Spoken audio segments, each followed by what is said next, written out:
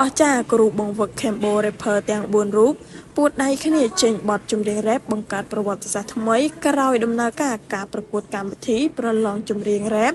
Cambo Rapper អស់ជាច្រើនវគ្គ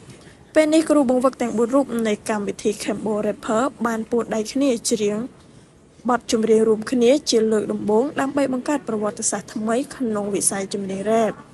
តាមរយៈ teaser ចម្រៀងដែលបង្ហាញពីការចាប់ដៃគ្នារវាងគ្រូបង្វឹកទាំង4រូបដែលមានកញ្ញាតនច័ន្ទសេមាលោកថែមបូត្រី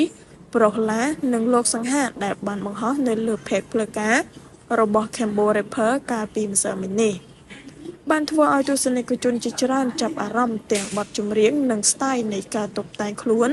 របស់គ្រូបង្វឹកទាំង4រូបជាពិសេសវីដេអូចម្រៀងនេះមើលទៅពិតជាប្លែកភ្នែកនិងតែអារម្មណ៍ទស្សនិកជនខ្លាំងដោយម្នាក់ៗទន្ទឹងរង់ចាំមើលគ្រប់គ្នាកុំភ្លេចរងចាំតាមដានទស្សនា Full MV ចម្រៀងរបស់គ្រូបង្វឹក Cambo Rapper ទាំងអស់គ្នានៅថ្ងៃទី23ខែតុលាឆ្នាំ2025នាប៉ុន្មានថ្ងៃខាងមុខនេះថាតើនៅក្នុង MV ចម្រៀងនេះមានលក្ខណៈពិសេសនិងអស្ចារ្យដល់កម្រិតណាគួររំលឹកផងដែរថាផលិតកម្ម Galaxy Navatra បានបោះជំហានថ្មីមួយទៀតដោយបានផលិតកម្មវិធីប្រឡងចម្រៀងថ្មី